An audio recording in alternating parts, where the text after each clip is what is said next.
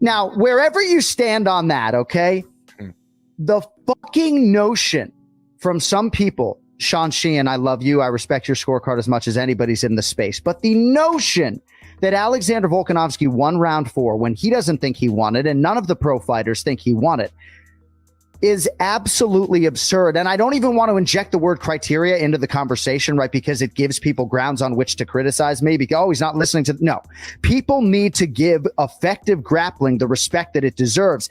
This doesn't even have to do, in my humble opinion, with the body triangle. How about the beautiful fucking takedown from Islam Makhachev to actually get the fight to the floor and whatever he did to try to get it to the fence, to get to a more dominant area, to keep the position that Volkanovski didn't even come close to escaping. And Sean Sheehan, I love you, and sent me a great email about his defense.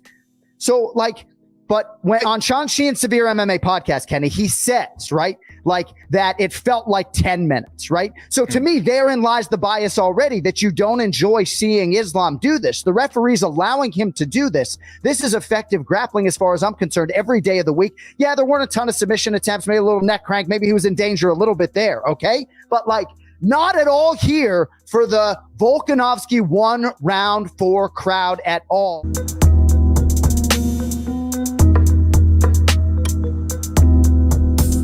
We had our first 3 fights, I think on Friday, and I was just upstairs with Chandler, and he's telling me how much he loves this show and how into helping his guys he is. He's like, I figured I was going to come out here and, we'd go through the motions and whatever. He says, I'm blown away by how into this I am and how much I really care about these guys. And I said, this is what happens every season, man. It's fascinating.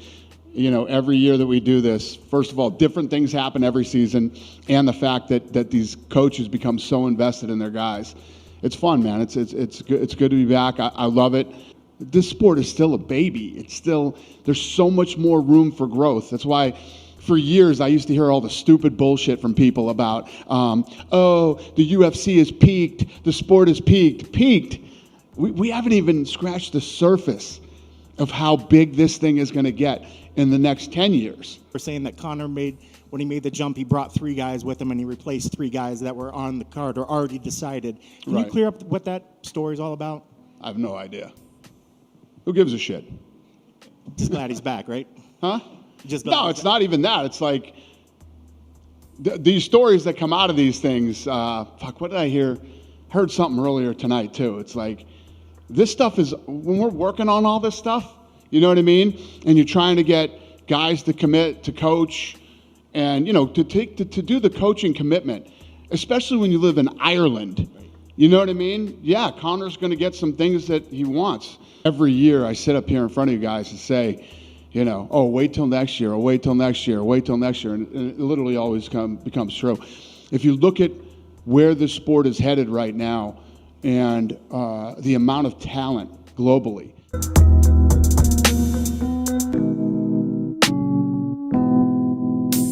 Job's done. I did what I needed to do.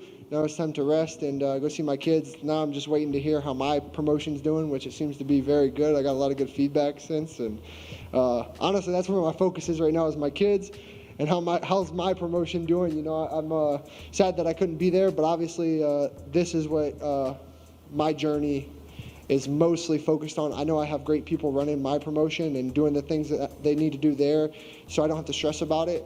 And so I can get my job done, and luckily I did just that, and yeah, I'm happy. My ego says, just go out, jump guard, see what's up. That's my ego, right? But my intelligence and my skill says, let's test him where he's not so good at. But honestly, I felt like he would get me down at some point. My coaches, my team, my brother right there, Tuco, they told me he's not gonna get you down. He's not gonna get you down, and only way he gets you down is if I want to go down. And that's exactly what happened. And as soon as I felt him, I knew he had nothing for me. But ultimately, this one kind of sucks a little bit because, I think he's a really good guy. He's got 2 kids like me. Obviously, we have a little language barrier, but I've got people that speak Portuguese. So, but ultimately, I really like this guy. I have a lot of respect for this man. He seems like a very good guy. He's a very good fighter. And he didn't hide behind his rankings. at the end of the day. I don't know what happened, you know, from my fight in October to when they said that fight landed or whatever. I don't know how it worked out. That's above my pay grade. Either way, we still stepped in there tonight. He still didn't hide behind his number, and I have a lot of respect for that, and I have a lot of respect for him as a man as well. So hats off to Andre.